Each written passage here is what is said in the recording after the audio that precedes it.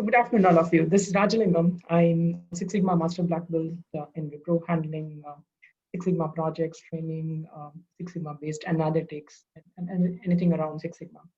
So we have one interesting case study to talk about today.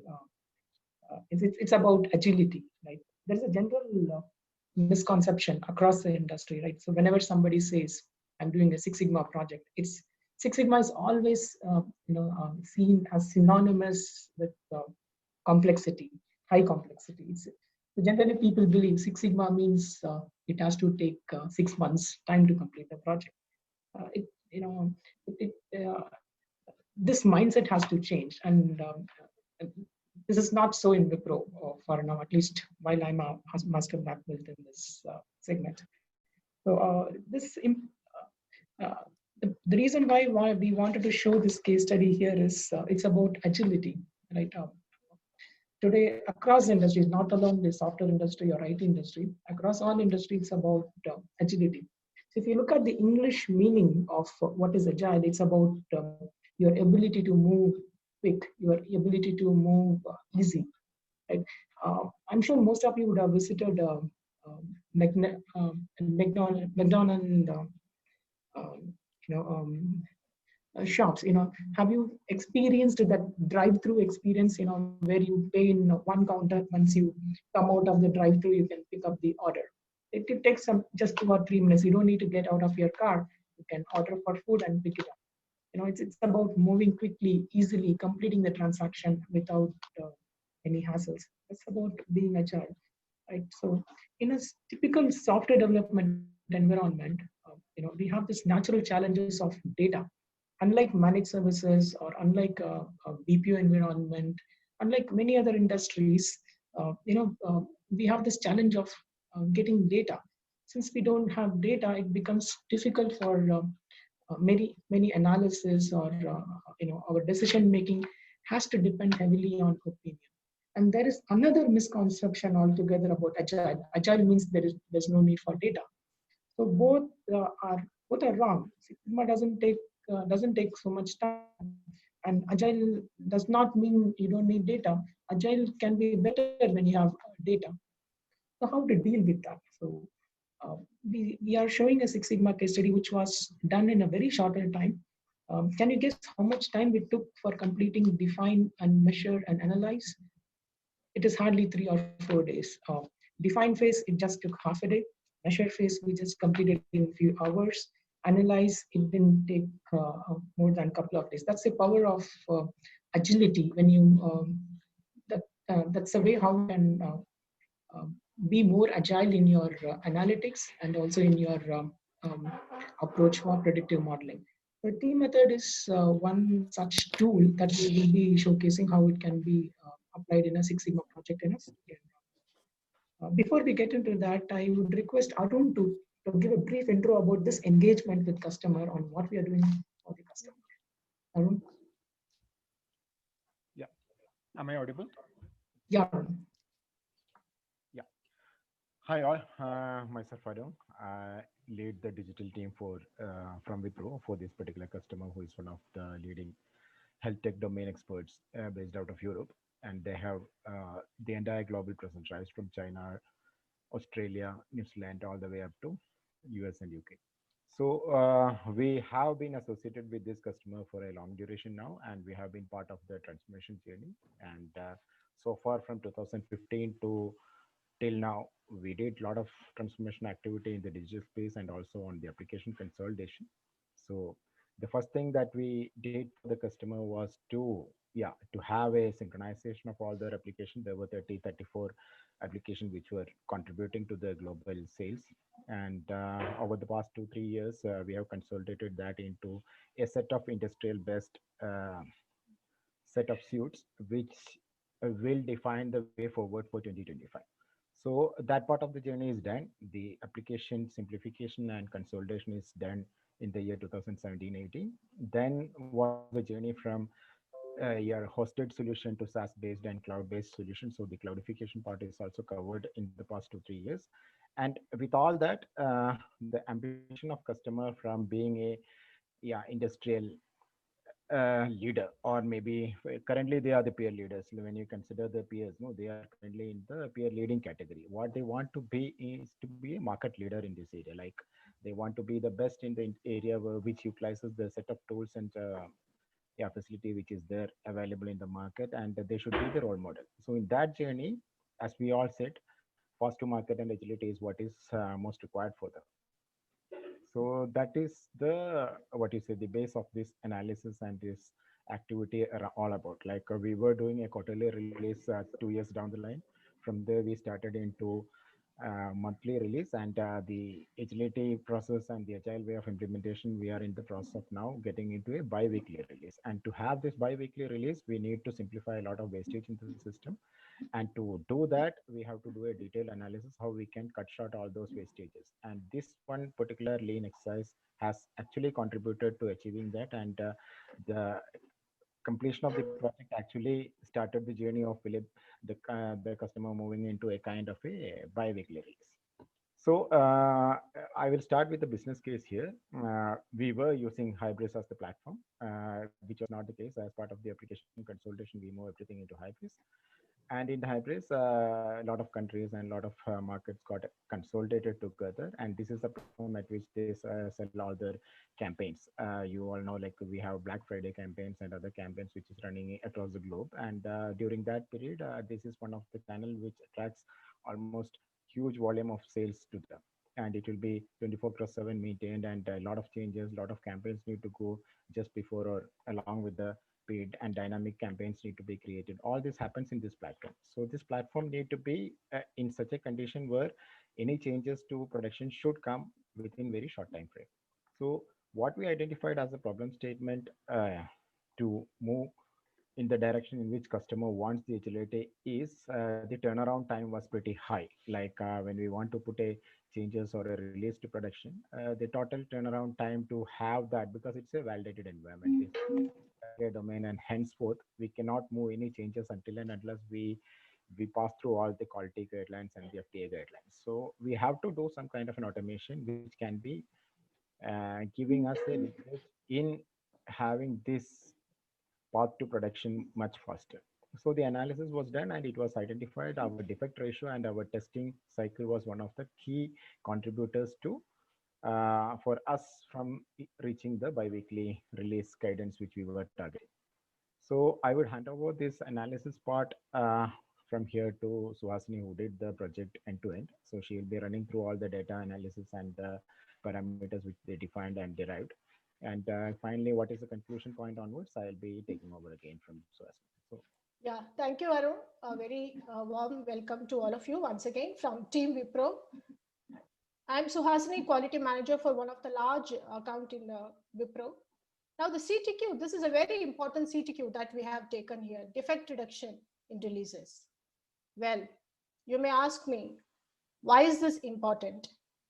The defects in our projects were already less, but we wanted to improve the process efficiency further, considering it being a health tech client that whom we were serving. And this project was also delivered at the right time, considering the pandemic of COVID-19, where the global population was impacted. Reducing the defects, thereby reducing the cost, enabled our client to deliver a seamless and flawless services, especially the healthcare products and services to their customers and their end users. So Wipro proudly presents this project. It was very important as it touched the lives of many people across the globe, which is the highest priority at this point of time. Moving ahead, the target of 40% improvement in defect reduction was defined.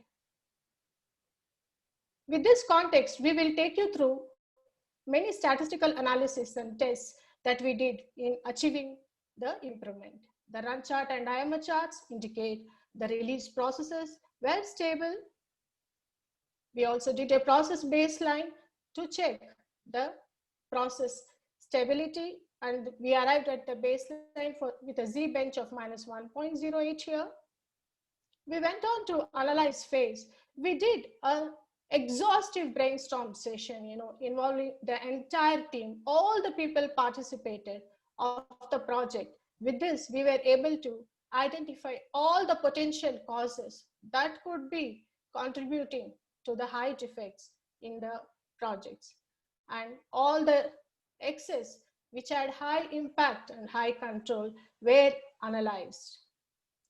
And here we introduced a team method which stands for Taguchi.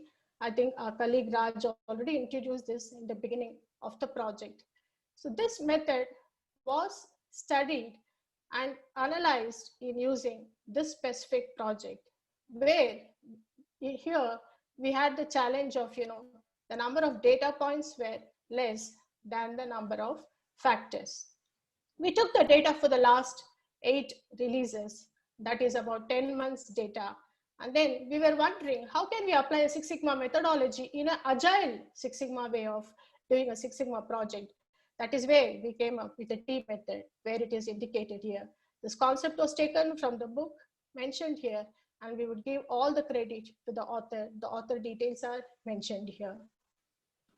So Eden, you have 5 more minutes, please. Vital access were picked up, which were automation regression coverage, development competency, and SIT defects. So our model was validated and it significantly correlated. The MSc squares also told that the model is extremely perfect and we could proceed. And here we have the X's which were not significant. And here we got 3 X's, X2, X9, X4, which were significant statistically. Based on this, we did our root causes and improvements. The root causes are highlighted here. We had challenges in automation regression and enhancing the development skill further again under SIT defects. And we also had challenges on regression, automation, enhancing and reaching a target of 100%. So I would request Arun to briefly explain on the automation regressions. Yeah. So once we identified the root cause, it was considered to be the 3 most contributing root causes, which is preventing us from reaching our goals of agility. So one of the key thing was automation regression testing. And if I say about automation and regression testing, it is the end-to-end phase of testing the product, even if we make one single changes before it goes to product, because it's an FDA validated environment. We need to have a statutory test of all the process flows, which contributes to the entire product bundle. So the major challenge that we faced was the high dependency with the backend systems, and it's end-to-end flow is anyway required in any of these. And just stay on the before the slide. I have not touched it. So the end-to-end flow is required for all the major flows in the system. So we need to ensure like all the underlying systems are also kept up to speed, so that we can do a time-boxed regression testing. And in that process, we identified we cannot rely on other systems' availability and capability. So what we did was we stepped most of the requirement in a way that our system can run in a Dockerized container manner, without depending on any other flanking systems. So we implemented this term. And the second part was the data quality for each and every of the data elements which we want to put as part of the testing. This data is prepared and also kept in a proper way as part of the test data, and it is maintained in the Tosca tool as part of the data analysis. So each and every changes which requires any data to be fed in is part of the development cycle. So along with the development, the testing will also prepare the test data required for that. So the third part which we identified was the competency management within the project. It is not like we don't have competent skilled people in the team, but the problem what we figured out is they should be having a kind of a capability to do something beyond what they are normally doing. So when we talk about a developer doing a JUnit and a unit testing and also doing a kind of a functional testing, that is where the T-shaped model or conversion of the competency metrics comes into picture. So we did the competency mapping of each of the people in the team, and then we made a training plan for each of the members so that they can be capable of doing multiple activities in the project. So The last but not least is the process enhancement. This is where the usage of the tool was also implemented. Like if you see, SonarQube was implemented to do the validation part of it. Then Azure DevOps was extensively used in this project so that we have a effective and efficient review mechanism built in. Shift left approach was implemented, as I said before, no, by improving the developer and they themselves doing the testing part of it. So most of our development starts with developer developing the testing and they also writing the test case and do the testing and then hand it over to the next level. So the entire defect creation room is avoided there. Then comes the automation part of it. Yeah. Here we did the automation using the step and also the test plan and test defects. Everything is now seamlessly integrated where we have a traceability. And finally, the DevOps way of working. We have both the development team and the operation team. So the KT and the handover time is also reduced when we implemented the DevOps way of working. These are the process enhancements which we did as part of the analysis which we did and the results been updated. Yeah. So continuing with the analysis that we did, we adopted a signal to noise ratio here, and we saw that after the improvements were done, the data were collected, and we once again checked if the post improvement, what was the impact. And this data indicates that there was a improvement because the signal to noise ratio is improved from 13.13 to 21.99. So we also have the baseline and the post improvement signal to noise ratio here. And this is also the improved data was also validated with the model of T method. In the control phase, we did for statistical tests to check whether the vital excess that we had taken was improved along with the Y, which is defects per story point. So these statistical analysis shows that there was a significant improvement and the process is stable. We have the control charts, which indicate that the improved processes are in control. We have a process capability, which clearly tells that before the improvement and after the improvement were done, there was improvement in the Six Sigma value, the mean was improved, and the median also improved. We have defined a detailed sustenance plan on how do we continue with these process controls and improvements that is already being created in this process. We had a huge significant benefit both for Wipro and the client here. We realized a cost savings of about 40,000 USD. For client, it was a faster time to market. And we were able to adapt new digital transformation methods like shift left. And we were able to sustain a very high customer satisfaction at the project level. And here we have a great appreciation received from one of our senior IT manager. This project being very important and the client being a global health tech company, the client was extremely proud and happy that they also touched the lives of the people, especially delivering the health tech products and services, as this was touching the lives of people across the globe. Thank you for your time from Team Wipro. Thank you, Team Wipro. May I request Ashish or Rohit, if you have any question.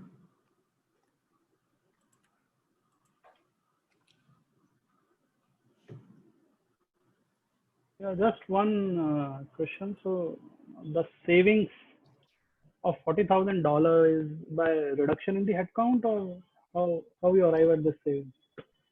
There were two primary aspects for this. One is we did automation in the testing. Due to automation, we saved a lot of manual efforts involved in the testing activity, like writing the test cases, execution.